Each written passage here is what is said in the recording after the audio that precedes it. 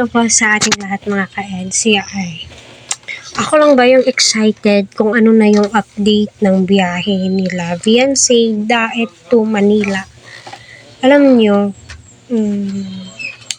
nangihinayang ako at nasasagi sa isip ko bakit dapat si Ella at saka si Viancy isa yung sasakyan po nila.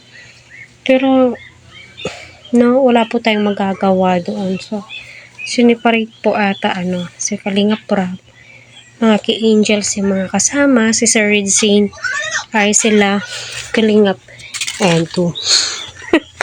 Ay nako, kaya siguro, my God, sa live, kaya siguro nanlalamig itong si Edo kasi hindi niya kasama ang kanyang wifey.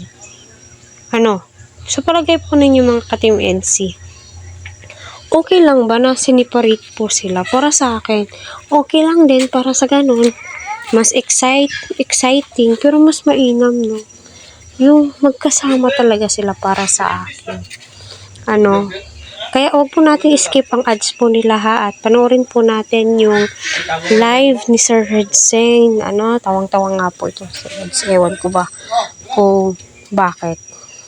So, nakakatuwa at grabe, napakaraming supporters na Taga-Luzon na nag-aabang sa Jomcar at saka sa EDC.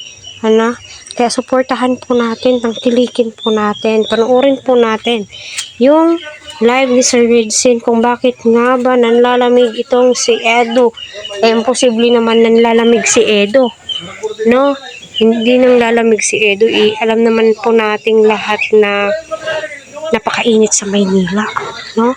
Para sa akin nang lalamig si Edo kasi my God, hindi niya kasama itong si Viancy. So ayun po mga ka-Team Kalingap, suportahan po natin ang kanilang channel.